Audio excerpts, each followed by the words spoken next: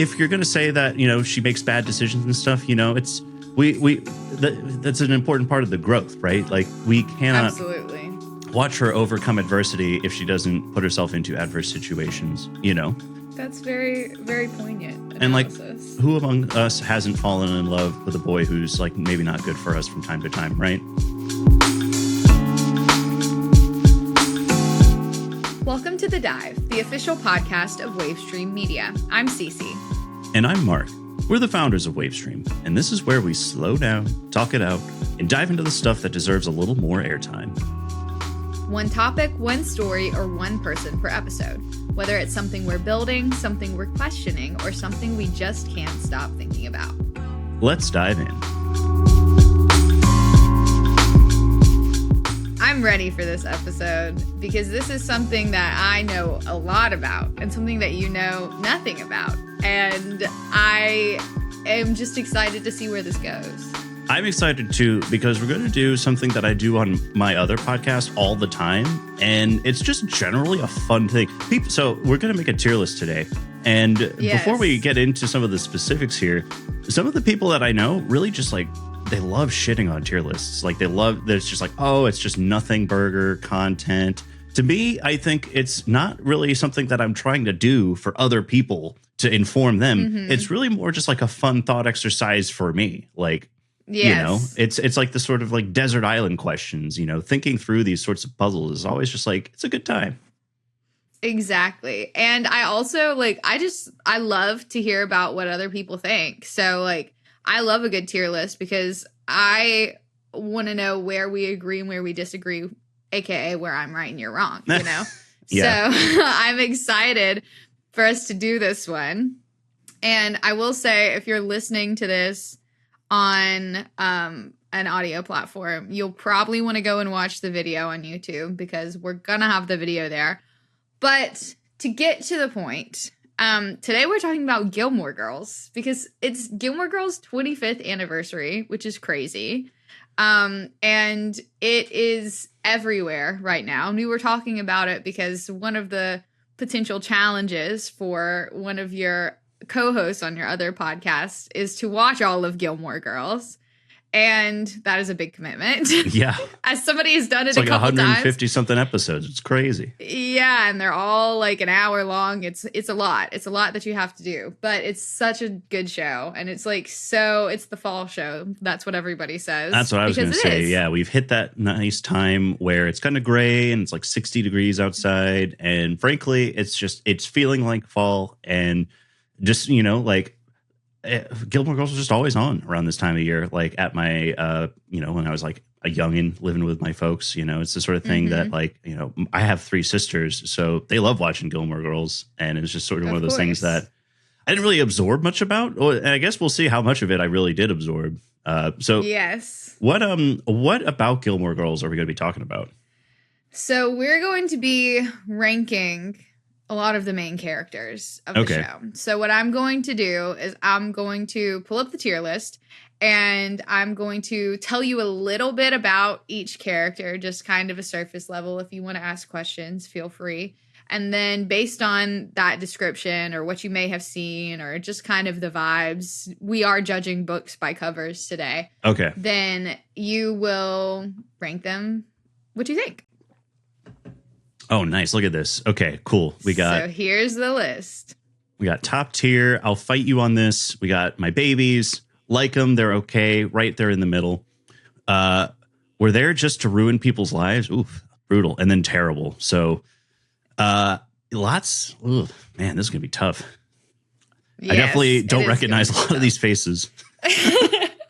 Well, I will also say, too, I did not make this tier list. Turns out that there are a lot of people who have done this or have wanted to do this because there are several Gilmore Girl character tier lists out there in the world. So we'll link it in the description. Thank you to the person who made this one if you want to do it yourself or do it along with us and tell us why we're wrong. Well, Mark's wrong. Yeah. Then feel free. Let me ask you this. One last question before we really dive in. I'm going to be kind of blind ranking all of this stuff. Are we just going to leave it where it is? Or like, if I'm so wrong on something, are we going to have to move it?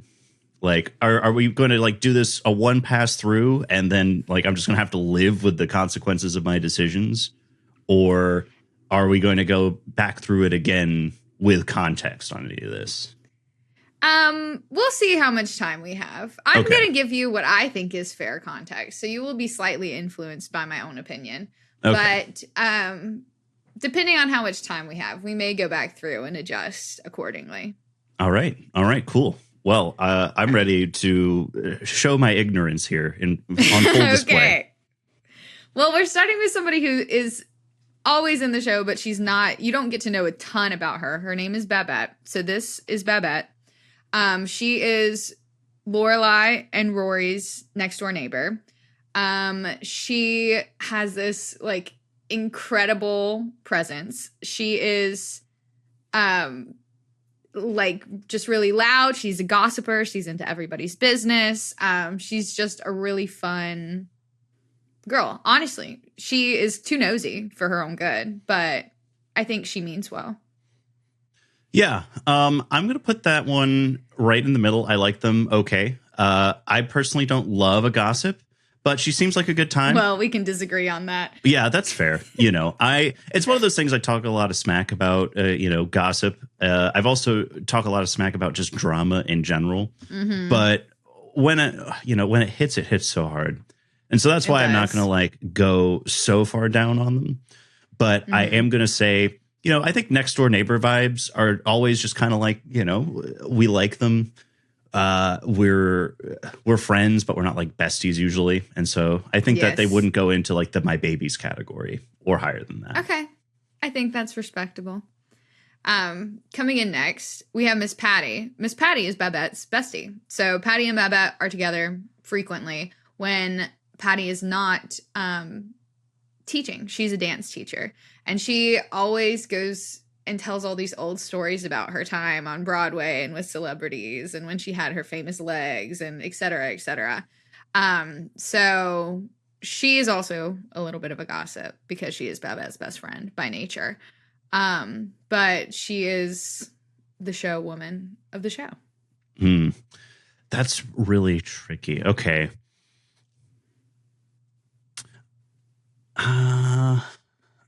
I'm interested as to why you think this is tricky.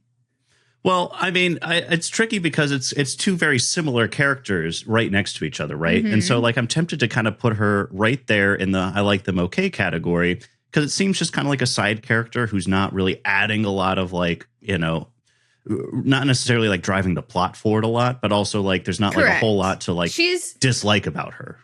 Yes, I would say that Babette and Miss Patty, if anything, are more, they do drive the plot forward sometimes, but they're more comedic relief than they are anything else. That was kind of the impression I got. Okay, so I was I guess I was overthinking it because it's like, I'm so used to like, going up and down so quickly on the tier list, right? Mm-hmm. Like one of the things I like to do when I'm doing my tier lists is I usually start with, okay, what would you put at the top of S tier? And then what would you put at the very bottom? And then I put something right smack dab in the middle. And then I'm kind of working from there, right?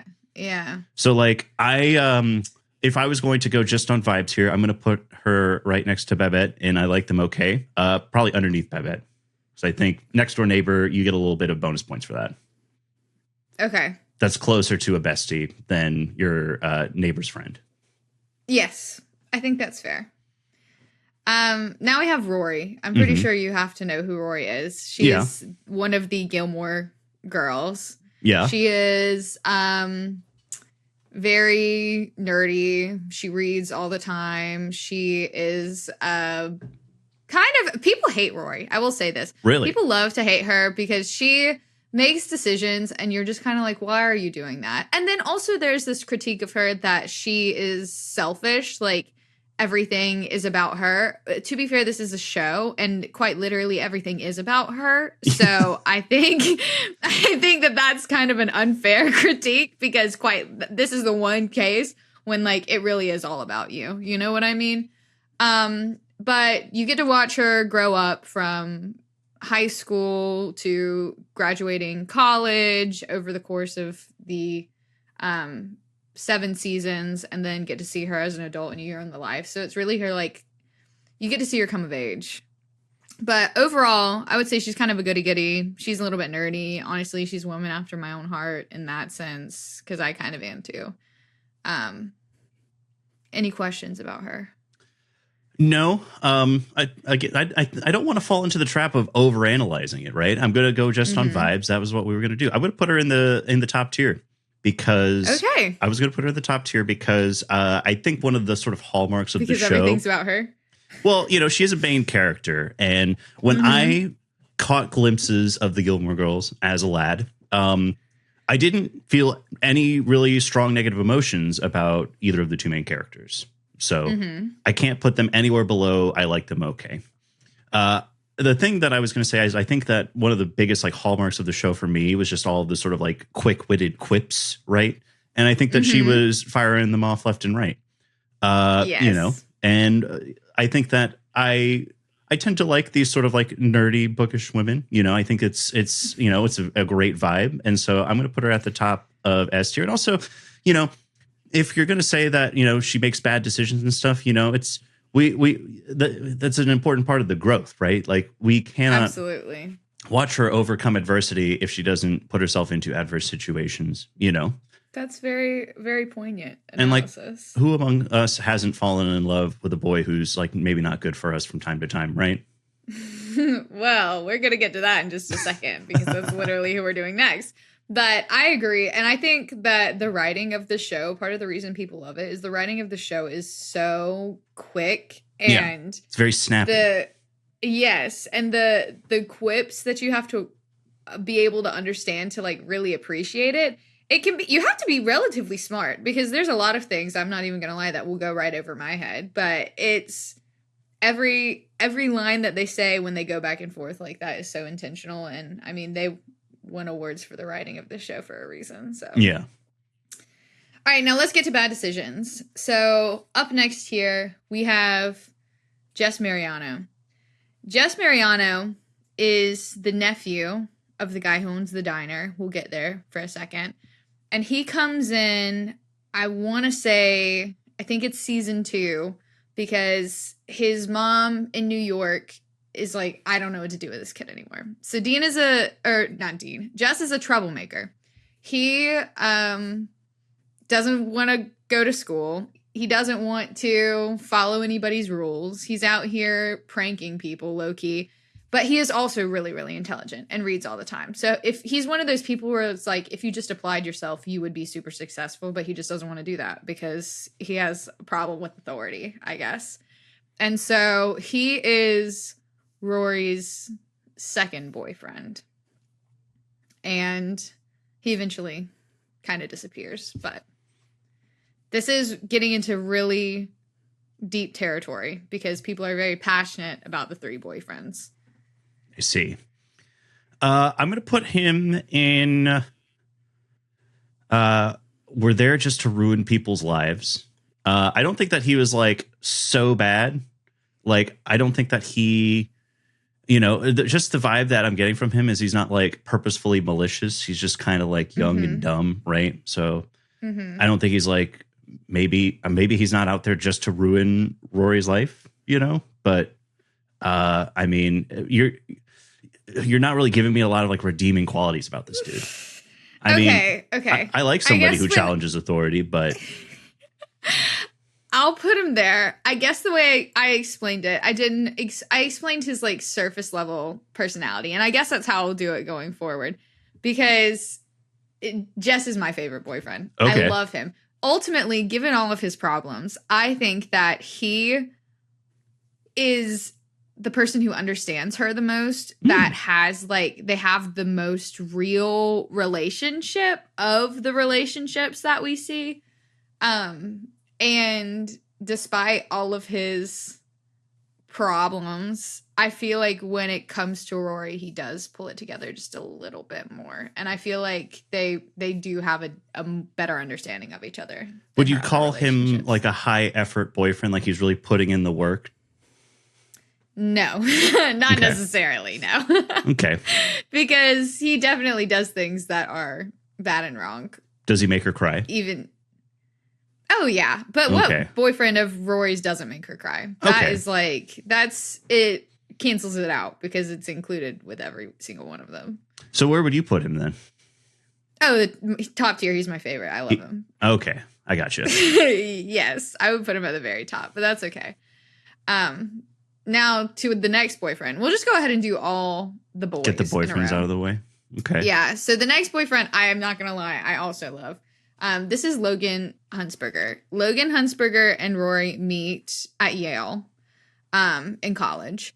And he, as his last name suggests, is rich as hell. He is like trust fund kid. Like he's in this secret society at Yale that's exclusive for all of the other rich kids where they do dangerous rich kid things because they can just do whatever they want.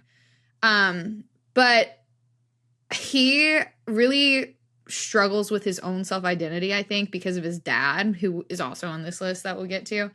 But I think he has this desire to kind of be his own person. But I think he and Roy have a really good relationship too. And I'll leave it there. I'd probably put him at the bottom of I like them okay. I think I remember the most about him or seeing him on screen a lot. Yeah. So he comes in, let's see. I think he starts joining in season 5 and then season 6 is when they get together and he's in it more. Yeah. I don't really like all this weird, like, I don't know, weird rich people, secret society stuff. I don't like that. But well, see, the thing about that you say, so the secret society that they're in, their motto is in omnia paratus, which is Latin for ready for anything or prepared for all things. And fun fact, that's also the name of my Wi-Fi. Oh, cool. Network. So it's more like the Boy Scouts as opposed to like a frat house? No, it's like a frat house where everyone's really rich, but also, I mean, girls are in it too. Okay. So it's kind of like a cult without the weird ideas, I would put more. Yeah. Seems kind of milquetoast overall, but like, I mean, that's fine. Okay. We're going to skip some of these. We're going to move on. Well, we can kind of go to this. He wasn't really a boyfriend, but he really wanted to be a boyfriend. This is Tristan DeGray.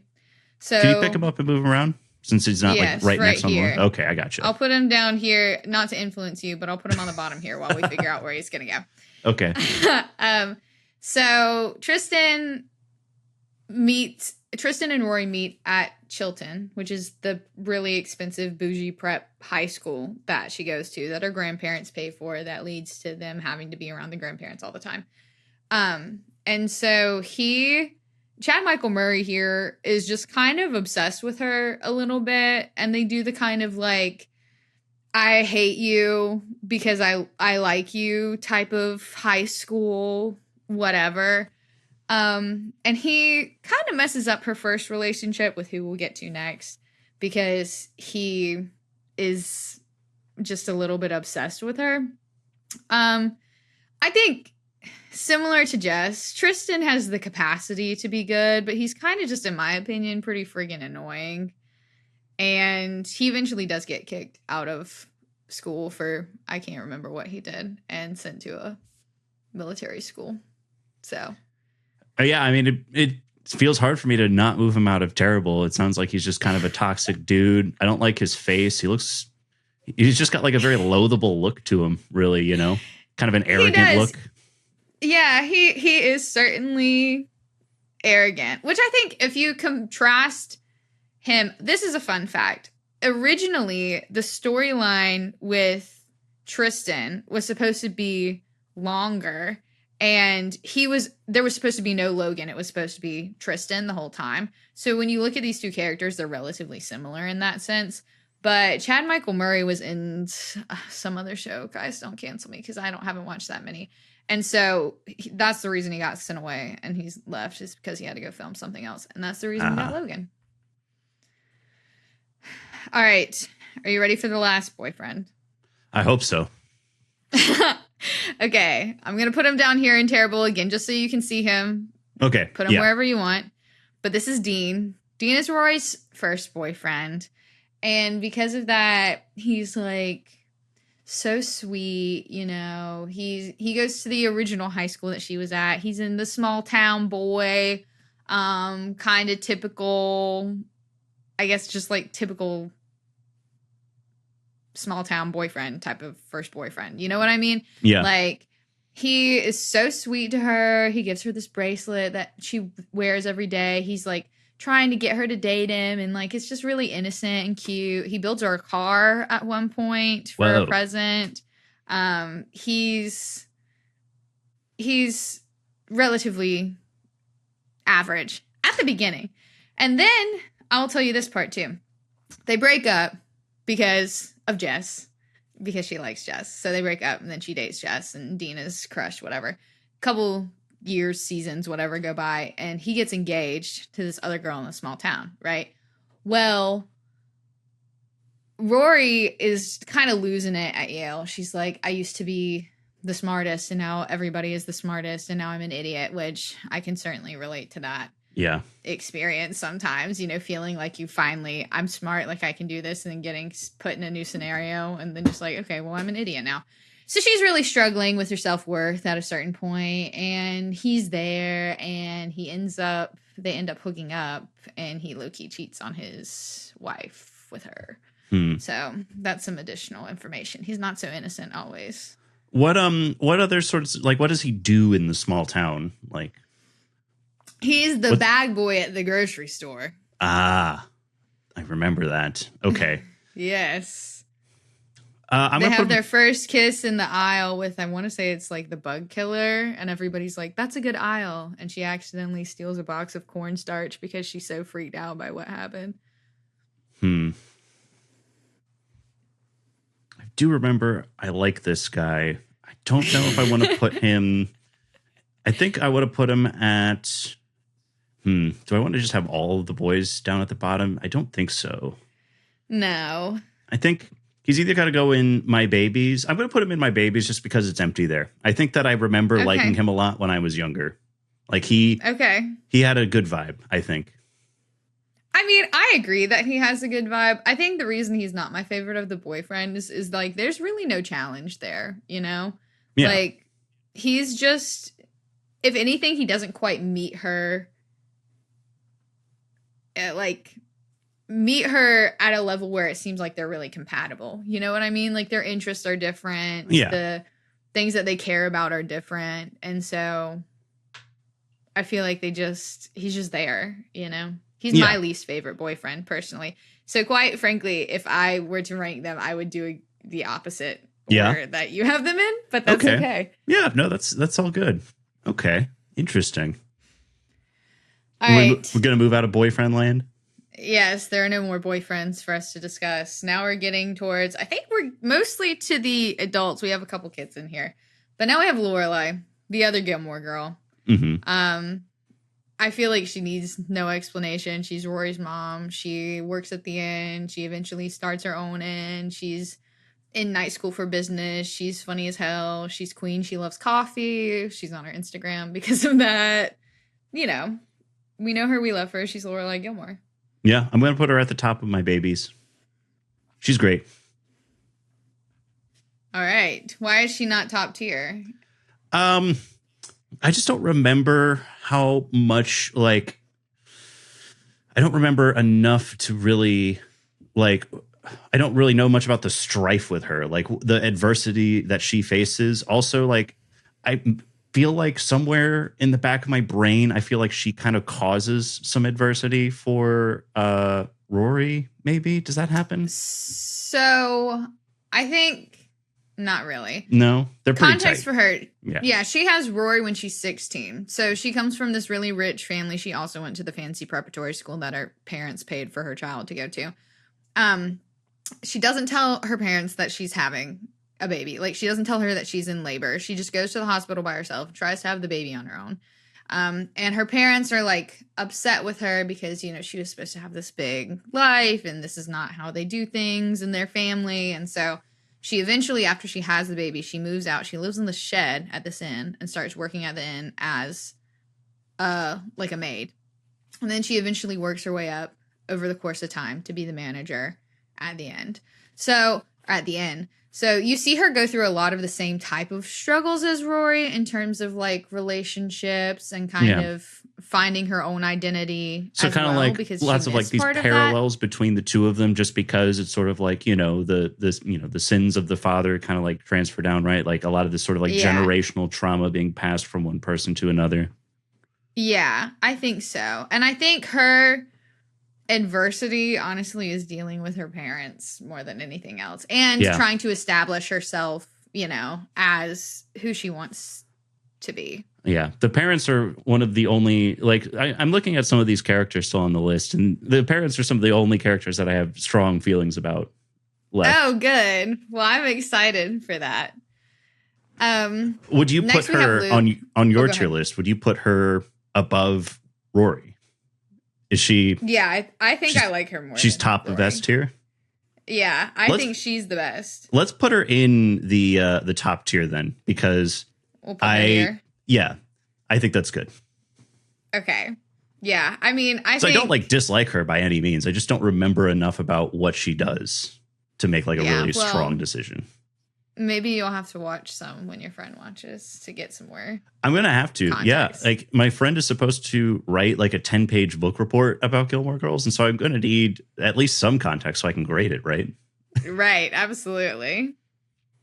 Okay. Next we have Luke. Luke owns the diner of Stars Hollow, the small town.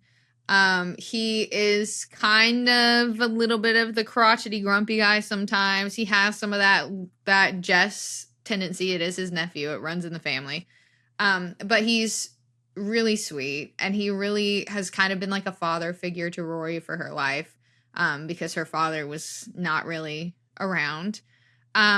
He and Lorelai have like a will they, won't they back and forth for like the entire 7 seasons of the show. And ultimately, despite how annoyed he is most of the time, he's a very sweet and caring guy, and he makes good pancakes. He's going on the top of the top tier for me. He was my favorite character. Yeah.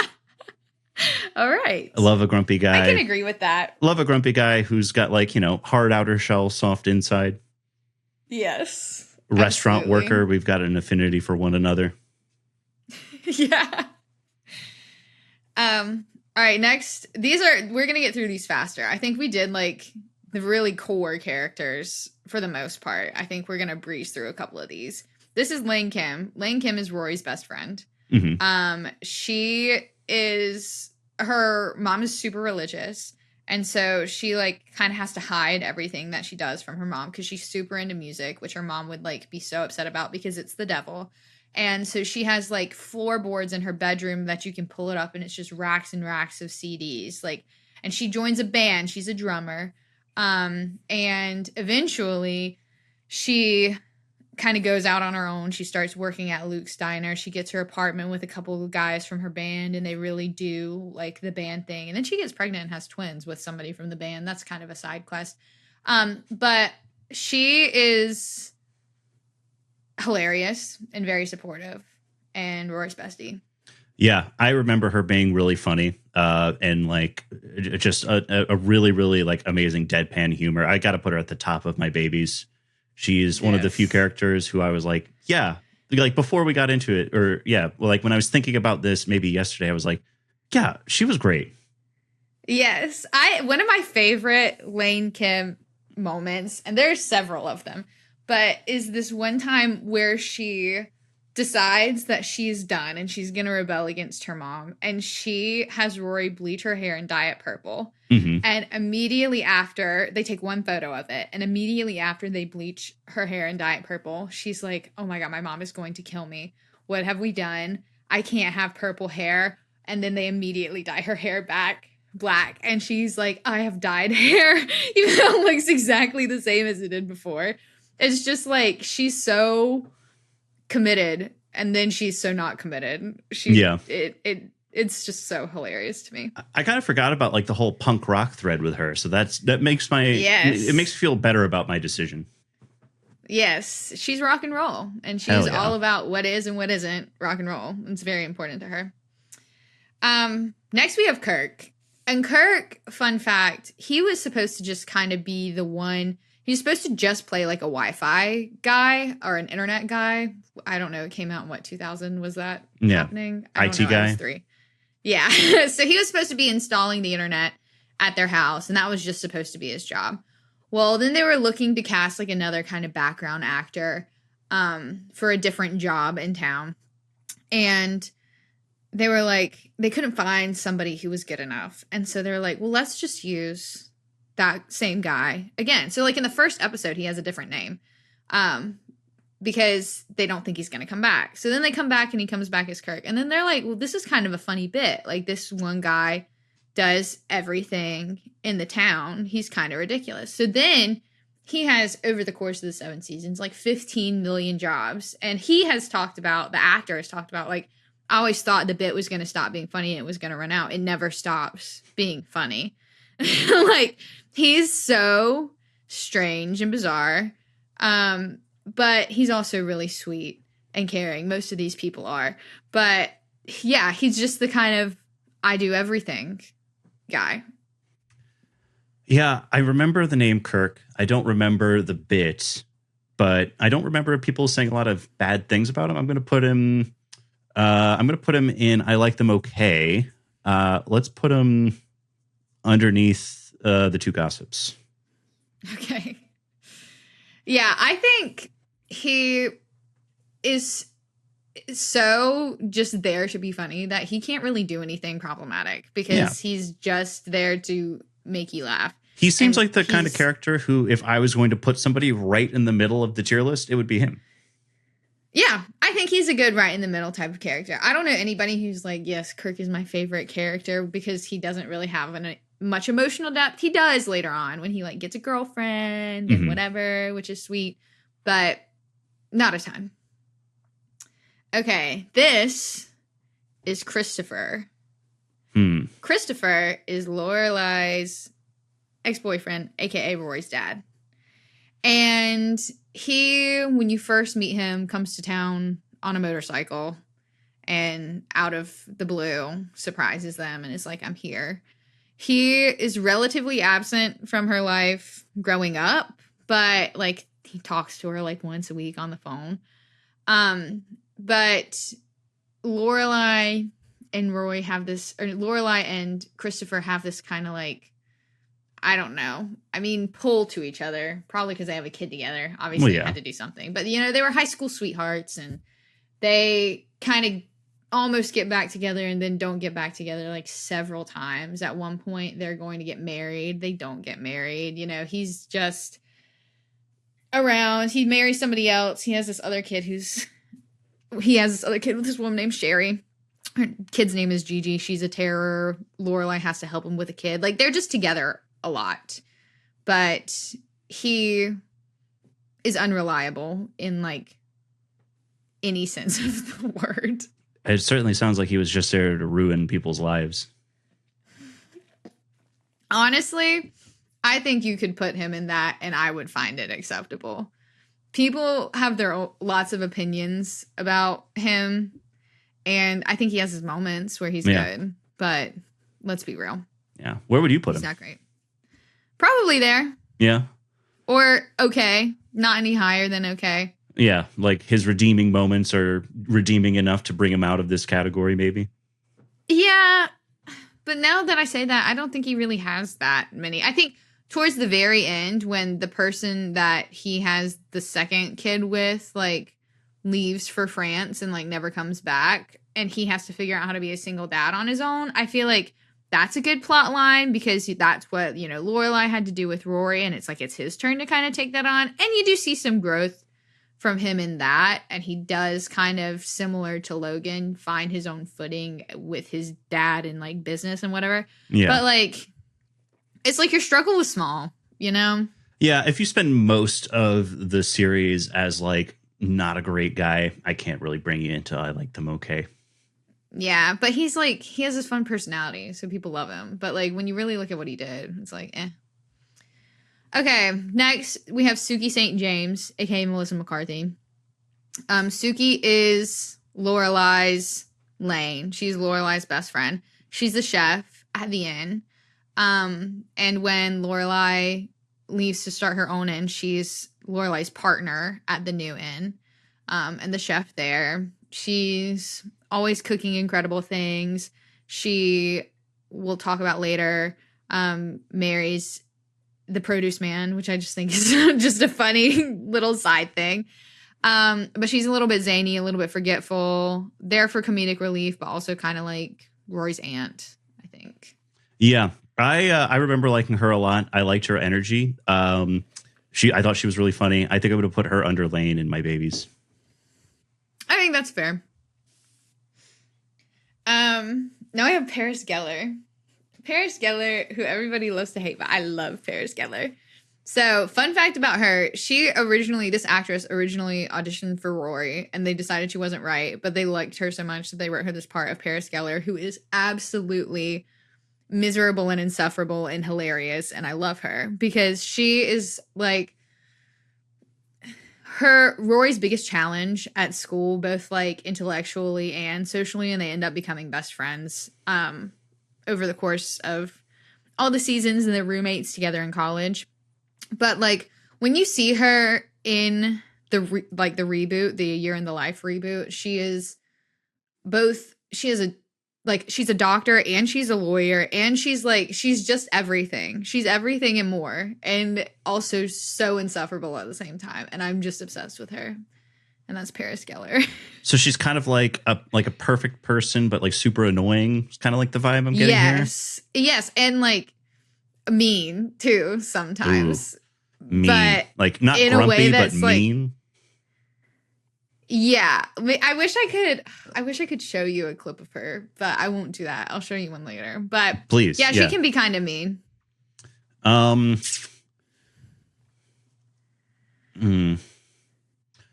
That sounds like somebody that I would definitely hate. I'm going to put her... I think you probably would hate her. She too has personal growth. And eventually, like, you know, I think she becomes less insufferable, but she still is who she is. But her and Rory are best friends. I'm going to put her... See, I don't think that she goes in the bottom tier, but it sounds like she's more terrible than just there to ruin somebody's life, too. I don't know, and I will say she did have a crush on Tristan at Chilton, and part of Rory and Paris's fighting at Chilton at the beginning was over Chad Michael Murray here, because she loved him. Rory could not care any less, and he liked Rory, so they were in a little love triangle. Ooh, interesting. Yeah, intrigue. Yeah, I'm gonna put her in terrible. I'll put her at the top of terrible. Okay, that's fair. I love her because she's just like, she's such a diva. Like, I love her in a way where it's just like, you do that, girl. She's just fearless to do whatever she is doing. Like, the confidence that it takes to be Paris Geller is incredible. Yeah. Okay, let's see. Oh, we've been going for 38 minutes. This is going to be a longer one, I guess. We're to the parents. Richard Gilmore. You know him, you love him. It's Lorelai's dad, Rory's grandpa. He's a businessman. He's in insurance. He's always businessing.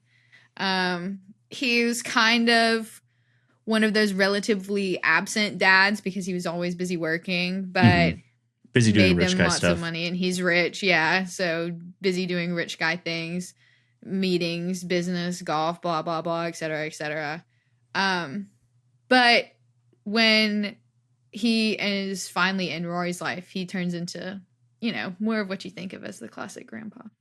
Yeah, I'm going to put him at the bottom of my babies. I think that he definitely did like some stuff that I didn't like. You know, I remember him being like kind of mean and like, you know, maybe not the most supportive at times, but he seemed generally like nice. And like when he was supportive, he was really like locked in there. You know, I remember him having like some nice character development moments. And I do very much remember that sort of like, you know, kindly old man vibe at times. And I think that that stuck with me more than the negative stuff. Okay. I think that's good. We'll just skip to the next parent. I'm going to put her down here again, not influencing you, just so you know who she is. I was going to put her down there anyway. Emily Gilmore, who I love for similar reasons as Paris. She is queen to me because she just says what she thinks, period. Yeah. I love her for that. But that's fine if you want to put her down there. Why do you hate her so much? I think that I just remember her being like really mean and just like, not the kind of supportive parent that I would like to see. I'm going to put her not in terrible, though. I think I want her to be in just there to ruin people's lives. Okay. I'll let you pick where in the tier. You can put her anywhere you want in there. I would put her above Christopher. Okay. Because ultimately she is controlling, but she does really care about other people and the best interest of other people. But yeah, she is very controlling and focused on appearances. But she is the third Gilmore Girl. This actress whose name I can't remember, which please don't cancel me, she has a book that came out in the last year that's called The Third Gilmore Girl. So that's who she is. She deserves some credit for that. Without her, there would be no them. Yeah, and I mean, at the end of the day, like she was like, you need to have some source of the conflict, and I think that she was like a very steady source of that, but also like I remember having some of those nice redeeming moments, moments of vulnerability, moments of growth. She was the conflict. I think Richard and Emily reminded me a lot of how my grandparents were. My pop was a CPA. He was very business, meeting. Mm-hmm. And my granny was a little bit nicer, just as funny, I will say, as she was, but maybe a little bit controlling at times too. So I think I have a soft spot in my heart for them because they just remind me of my family a little bit. Yeah, I really only had like, my grandfather was also like very much kind of like he had like a computer before anyone else in the family, which was always kind of cool. Yeah. And then my grandmas, I had, they were always like pretty like positive people, not really like sources of conflict. So I don't quite have that same, parallel, I think, in my life. But I generally liked them as characters, but I can't go too high on the grandma here. No. I think that's fair. Poor Emily, but understandably so. Okay. And now, let's see. Give me one sec. Let me make sure, because we're starting to get into the weeds. I got to make sure I got everybody's names right. All right. So, next we have Zach, who is Lane's love interest in the band. He's in the band with her. He's the lead guitarist of the band. He and Lane eventually have twins together and get together, whatever. He is dumber than a box of rocks, in my opinion. Like, he is so stupid, but so sweet, He's one of those, like, no thoughts, but good heart type of person. I'm going to put him at the top of I like them. I remember him and Lane have a good vibe. But I don't remember much else besides that. And, I don't think there's much else to him besides that, honestly. Yeah. I don't think you can put a himbo like that, like much higher than like, I like them. Right. Yeah, I think so. Cause there's not much. Yeah. No substance more there. Yeah. This is Max Medina. Max Medina is Rory's English teacher at Chilton, who starts dating Lorelai, and they eventually are going to get married. Spoiler alert, they don't get married. Yeah, spoiler. But Max is overall a good person. I don't think Max really ever did anything wrong. I think it was really all Lorelai's fault. I think they were too kind of he was in the same era as Dean. Mm-hmm. And I feel like that's when the boyfriends were for everybody were just kind of you're there, Which, yeah, just like an accessory. Like Dean. Yeah, kind of like Dean. He was there. There wasn't much spark, I feel like, to their relationship, but I like him. Yeah, I mean, he sounds pretty average. And then without much extra context, I think I probably put him right around Kirk somewhere. somewhere in that range in the I like them. Before Kirk? Yeah, let's put him higher than Kirk. Okay. Oh, and let me do not what you said. Okay. All right. This is April Nardini. So April is Luke's secret daughter that he didn't know about. Whoa. The way that they find out that he is her father is iconic because she is like a total nerd. And she decided to do a school project called Who's My Dad? And she walks in, takes a piece of Luke's hair and walks out and tests it with 2 other people and finds out, okay, Luke, you're my dad. She has no interest really in having a relationship with him at first, but then they do kind of start to build one. Her mom doesn't really want him to have a relationship with her, but they eventually do. And her existing, he doesn't tell Lorelai that she exists, and at that point they're together. It kind of blows up their relationship for another time. She kind of screws everything up for a lot of people, but she's cute and fun. Yeah, I really like what it sounds like she does for the plot. I'm going to put her up in the middle of My Babies just for that. It sounds like she really spices things up. Yeah. Yeah, which every time I get to that part, I'm like, this is so unnecessary. Like, this really did not have to happen, and things could have gone so much better and smoother if this were not here. Yeah, but it's like a daytime soap opera like storyline, just like random child. It is. Okay, next, this is Dave Rogowski. So Dave is Lane's first boyfriend. Similar to the whole Tristan Logan situation, Dave was supposed to be Lane's like long-term boyfriend instead of Mr. Himbo over here, as you called him. But he was in, oh my God, I want to say it's Pretty Little Liars. He got cast in Pretty Little Liars, and so he had to leave the show, which is just like literally exactly like Tristan. So they had him take over. But Dave goes through all of the hoops to try to date Lane because Mrs. Kim won't let him. And so he starts playing religious music at her events at her house and starts like acting like he's become whatever he needs to be, this religious man, because that's what gets him near Lane. And it's really sweet. That's so tricky because I like the effort, but I also don't like him being fake. So that's so tough. He did whatever he had to do to be around her. And then eventually they start the band together, and the band members don't know that they're together, though, which is a fun little secret. I'm going to put him at the top of I like him. I think I like the effort. I really like the effort. You got to respect the hustle. Yeah.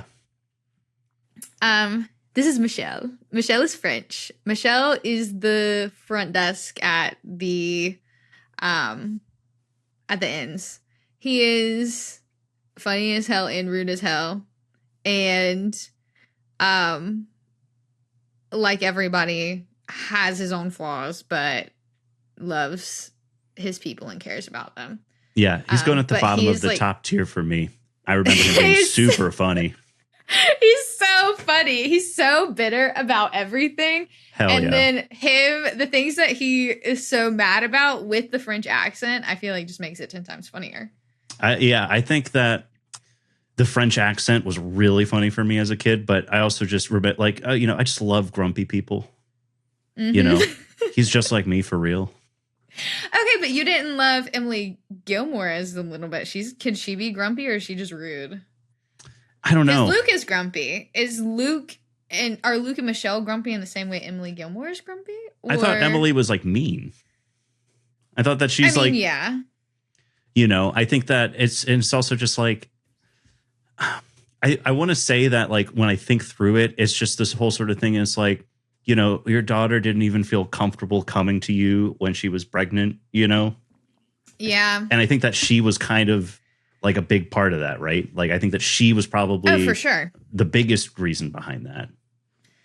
But when it ultimately, the two sets of parents are fighting over it, she really stands up for her child and goes to bat for her against the other family. Like she is like mean enough to her, but to other people, she would like literally do anything for her. So I gotcha. Where would you put her? Where would you put Emily Gilmore? Probably in the second row next to Richard. I think of them as a tandem deal, but I like somebody who tells it like it is, you know? We can reevaluate that. I think that we'll have a few minutes for like quick, hasty, last minute decisions. Yes, absolutely. Next we have Mrs. Kim. Mrs. Kim is Lane's mom, obviously. Mrs. Kim is so strict about everything. No music, it's devil. No caffeine, it's devil. No, like everything is the devil. She runs an antique shop out of her house, which is like there's just stacks and stacks of stuff everywhere in the house, and she's very serious with her customers as well. She is just strict, but the things that she is strict on and the way she talks about them is the comedic relief of it all. So ultimately, she's comedy. I'm going to put her in terrible. I don't like that she likes a lot of the things that I like. What do you mean? She doesn't like purple hair. She doesn't like music. Come on now. Caffeine. Fine. We wouldn't get along, her and I. No, absolutely not. But I still appreciate her. But I don't think you would get along though. This is Taylor. Taylor's kind of like the unofficial, like I think at one point he's the mayor, but he's kind of like the unofficial leader of the town. He leads all the town meetings. He is on everybody about whatever it is they're doing wrong. He and Luke really antagonize each other, specifically when Taylor decides to put in a ice cream shop right next to Luke, or when he decides they're going to put in the first stoplight right in front of Luke's business. He's just there to be like, he is the HOA of it all. Yeah. I think he's pretty good. Like, yeah, I mean, it doesn't really seem like he does much. He's just kind of like a staple background character. Well, he owns the supermarket that Dean is the bag boy at as well. I want to put him under Kirk. I think he's fine. I would say he's there to ruin people's lives because he's annoying, but shit. I think he's fine. I just think he's comedy, but he just gets on my nerves. You know? Well, we'll put him down there and ruin people's lives. We got to have some more bottom feeders here. Okay. We can't just have everyone in the middle. Well, we're about to get to the biggest bottom feeder of all. This is Mitchum Huntsberger. This is Logan's dad. Logan's dad is like, this is another parallel. She studies journalism in college. I also studied journalism in college, so I feel like I relate to this a little bit. But she gets an internship working with him after Logan's family is incredibly rude to her. Rory does. And while she's at this internship, she kind of is just not really told what to do, just following around. And at one point, he tells her that she doesn't have it. Like it to be a journalist. And that like completely sends her into a spiral. She drops out of Yale, which is where you get the iconic line from Jess, "Why did you drop out of Yale?" And she lives in the pool house at Richard and Emily's house for a semester, 2 semesters. I can't remember. Lorelai and Rory stop talking because she can't believe she dropped out of Yale, and she's listening to Mitchum, and like she's still dating Logan at this point too, but she's like she's in her housewife era. She gets a Birkin, which I think is kind of iconic. But basically, he is terrible. Anything above that is wrong. No, I think he's bottom of terrible. He's also there also there to ruin people's lives. I think Mitchum Huntsberger is the worst character in the show. Yeah. Period. He sounds awful. Mean rich person. No, thank you. Yes, absolutely. And he's also like terrible to his son because he wants his son to like take over. He doesn't want to do that. You know, it's just one of those classic scenarios in that sense. Yeah. But moving on to somebody who's lovely. This is Jackson. Jackson is Suki's husband later on, but he's also the produce guy. he is a little bit quirky about his produce. At one point, they talk about how Suki's cooking, I think it's zucchini at the inn, at a dinner at the inn. He goes out, he sleeps with a zucchini. Like, he's got to make sure it's okay. He's a little bit quirked up with that. But super sweet. Loves Suki so much. A little bit crazy, but overall, generally good guy. Yeah, he's got to go. I'm going to put it right next to Suki then. I liked him. I remember liking him, and I was trying to remember like what he did because I just remembered his face more than anything. Mm-hmm. I feel like him and that beanie. His little hat. The beanie, yeah. Yeah, which I don't know. I feel like I only saw those little hats on like hipsters in like the early 2010s. So he was very ahead of his time with the little hat. He's a trendsetter. All right. The rest of these are quick hitters. This is Madeline. Madeline, I don't even really know why she's on this tier list. Madeline's always with this blonde girl named Louise, and there is no reason to, in my opinion, see them not together. And she is kind of a mean girl. She, her and Paris and Louise are kind of the mean girls at first. When Rory gets to Chilton, they're nosy. But she is kind of the I don't follow the rules girl at Chilton. I mean, she's not around for she's around for the beginning of the show as a recurring character, but then she kind of just kind of like some early filler. Let's put her in There to Ruin People's Lives. This is Sherry. Sherry is there to ruin people's lives because Sherry is who Christopher has Gigi with, I mentioned before. Yeah. So everything after all of these years, Lorelai and Christopher are finally going to be together.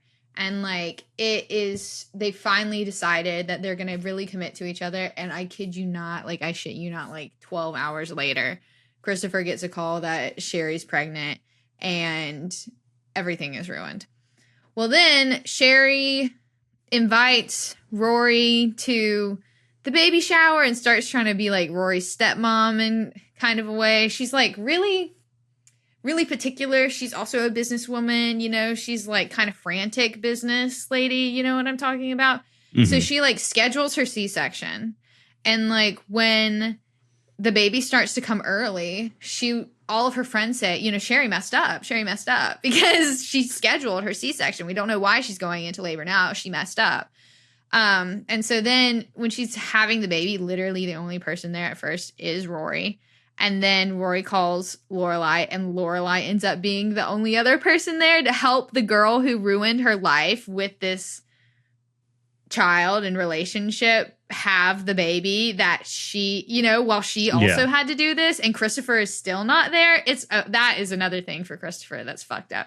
And then Sherry can't take raising Gigi, and then she just leaves the country and never comes back. Yeah, she's got to go in terrible. I'm going to put her second from the bottom in terrible. I think that's where she belongs. I think she has moments where she also tries to be a good She's got main antagonist energy, it seems like, though. Yeah, she is. She's certainly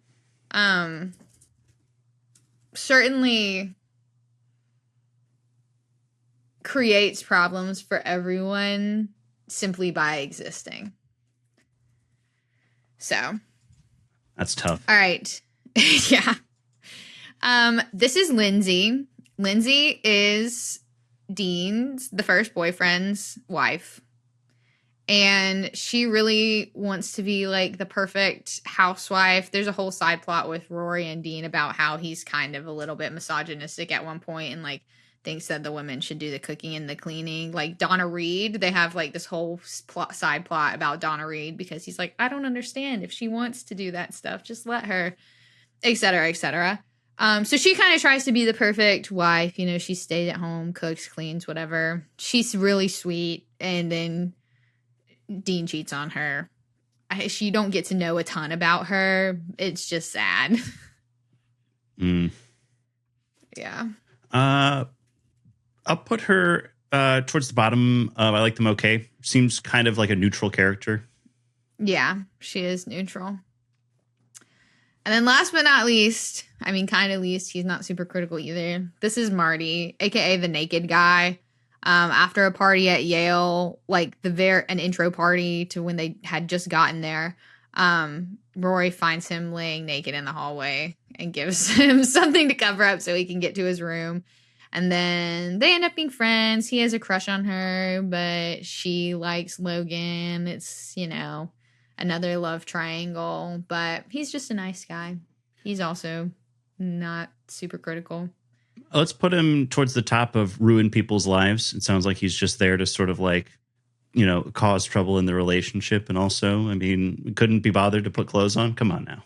Yeah, well, he was really so drunk that he ended up naked, I guess. I don't know. I will say it hasn't happened to me, but I guess it could happen to anybody. I have no idea. I suppose, yeah. It's never been me before, but so like I look at this, it looks like a pretty good tier list. I feel pretty good about a lot of my choices, but there's one or two that I'd like to get a change on. First, I think let's each get 2 movements here. And I want to see first, like, what is the one that you feel so strongly about that you have to move it into a different tier right now?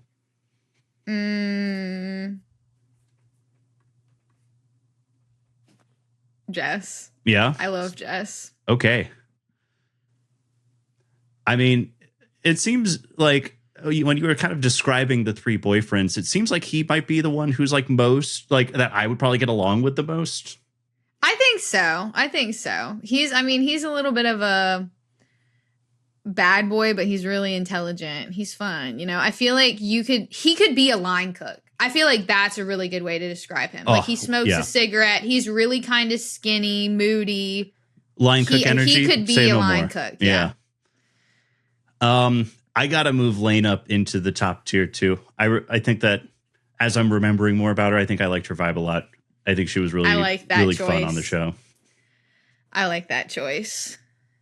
All right. Another move. Who would I pick? I think I would also put Suki up here. Yeah, she seemed pretty great. Yeah. She has this one plot line that I think is so funny about it's when she's pregnant and they're catering a kid's birthday party. And she makes like food that no kids would eat for this party. That's one of my favorite plot lines of hers. And she like completely has a breakdown because she didn't make like dino nuggets and mac and cheese. She made like all these different flavors that no child would ever eat. Yeah. But that's like really, I say that to say that's really one of her most problematic moments. Like she really doesn't do anything wrong. Yeah. She seems just like generally like very, very good, right? Yeah. After all this stuff, after hearing that Christopher couldn't even be bothered to be at the birth of his second child, I got to move him down to terrible.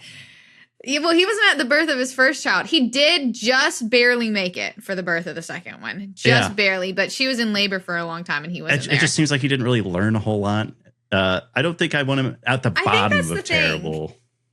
Okay, where do you want him to go? He can go anywhere you think is appropriate that is at least third from the bottom.